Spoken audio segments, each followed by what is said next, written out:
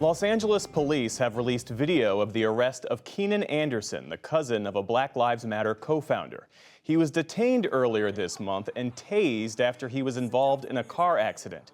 As he was being arrested, he expressed fears that he would meet the same fate as George Floyd, whose killing by police sparked nationwide protests. Anderson died in police custody several hours later. The incident is still being investigated, but it's a stark reminder of the hundreds of people who die at the hands of police each year and the wide racial disparities that persist among those deaths. John Yang has this report on one mother's experience and where policing in America goes from here.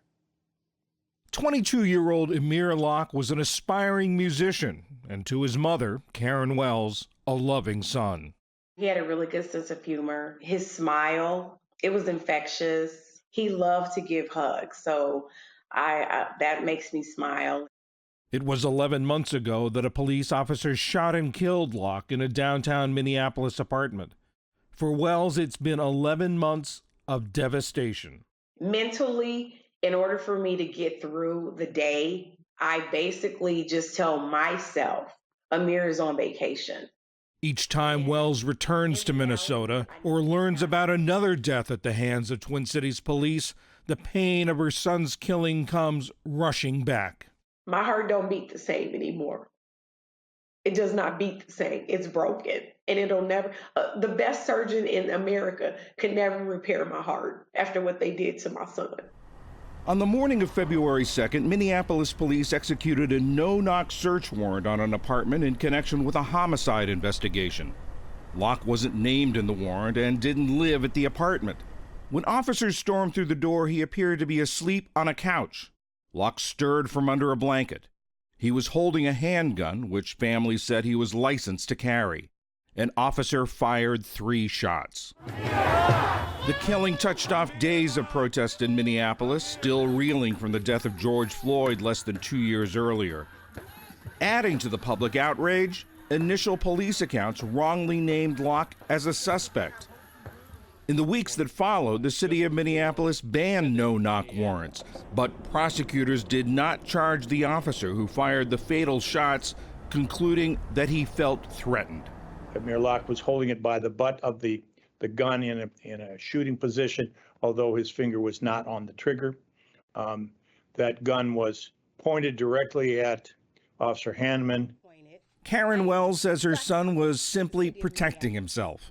She no longer trusts police and sees little progress on the reforms that were promised after Floyd's killing. The saying is you have to crawl before you walk. They're not even at the stage of crawling right now when it comes to police reform. I believe that we'll get to the running stage when more police officers are held accountable for their mistakes, their lethal mistakes. According to a Washington Post database, in 2022, police in the United States shot and killed about 1,100 people, the most since the paper began tracking fatal police shootings in 2015 after the killing of Michael Brown in Ferguson, Missouri. But the Post found that while the number of fatal police shootings is increasing, fewer are being reported to the federal government. There's a saying that you track what you care about. Andrew Bautran is a data reporter for the Post's investigative team. This just shows, as researchers have said, that the overall attempt to track police-involved shootings has failed. There are too many loopholes for police departments to not report their police-involved shootings. If they don't want to, they're not going to. For Karen Wells, the focus remains justice for her son. We're going to keep saying Amir Locke. Justice for Amir Locke. I won't be quiet until I get justice for my son. I will never stop speaking up for him. Never. It's been more than 2.5 years since the police murder of George Floyd in Minneapolis, which led to calls for sweeping police reform and more accountability. What's been accomplished in that time? Thaddeus Johnson is a criminology professor at Georgia State University in Atlanta and a former Memphis police officer. Thaddeus Johnson, what has been accomplished in that time? I think we're trending in the right direction, but we've only created a baseline for the reforms necessary to create a police force that's trustworthy and effective. I think that there's a lot of politicization. There are some obstacles, but also there's a lack of data and evidence to really know where to pinpoint reform or to do it in a very efficient way.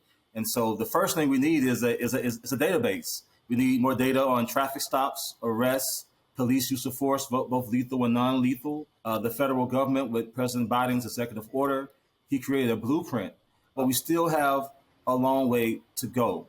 We understand the limits of policing. We understand that it's not just the officers on the streets, that it's actually leadership, it's state laws, it's lawmakers, but we're kind of sorting these things out. And I think that's a natural progression. You see, it's created a baseline. We just heard in the tape the mother of Amir Locke talk very movingly about what she's gone through and how it's affected her attitude toward police and police officers, and how she's fighting for justice for her son. What's your message to her and to so many other mothers and fathers like her who've lost children to police violence? Well, I would let her know that she's not fighting alone, even though it may feel like it. Even if we don't see state laws being passed or these big, obvious, high magnitude changes that we may want to see, we have to understand that reform is a piecemeal approach. But you have many nonprofits, you have many prosecutors, you have many police leaders, many judges, many lawmakers who understand that we need to move forward. I mean, look, in the past couple of years, we've seen police officers held accountable criminally. That's something that we've never seen in my lifetime. And I tell everyone this: we may not see the Department of Police Force that we want to see in our generation, but if we continue the path that we're going, generations to come, our grandkids, they will reap the benefits of what's being done now. We also heard in the tape about the Washington Post report looking into the disparity, the number of police shootings going up, but the number of police shootings reported to the federal government going down. What's the concern about what that creates and causes? Well, it's very concerning. Our tax dollars pay for this service. And that's the public's data, that's our data, and we shouldn't have to beg for it. It's hard to improve things when we don't even have a baseline of knowledge. And with the limited data that we have, we're almost, I don't want to say flying in the dark when it comes to creating interventions, but we don't have the data that we need to be comfortable oftentimes to make these determinations and these changes. You taught use of force when you were an officer in Memphis. Does that training have to change in order for the policies to match the practices? The one thing that we taught officers were to take control of the scene.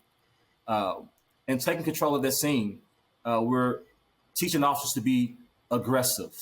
We're teaching officers to exert their physical and legal authority on the scene, as opposed to dealing with our citizens like human beings, in which they are, as if they're co-producers for solutions of crime, or people who are actually going through some type of struggle. We have to also train our officers to de-escalate, not just verbally, but also put space between officers and the people that they encounter, particularly when you can tell and look at the cues that things are escalating. And one reason that you see officers tend to be overly assertive when it comes to these aspects is the emphasis of arrests, traffic stops, and custodial stops in the evaluation process. I mean, it's difficult to be promoted. It's difficult to get a more prestigious assignment or get a better shift in a better neighborhood if you don't have high numbers in these areas. But many of these things don't have public safety value. And what they do, they tend to unnecessarily put police and citizens in adversarial situations that could have otherwise been prevented, when we also reward officers for these traditional antiquated crime fighting metrics only. We also prevent the pipeline for more diverse leaders, whether it's younger leaders, whether it's women leaders, or whether it's non-white leaders, who research has shown has been attracted to this type of policing as opposed to the warrior style policing that we've seen far too long. Thaddeus Johnson from Georgia State University, thank you very much. No, thank you for having me.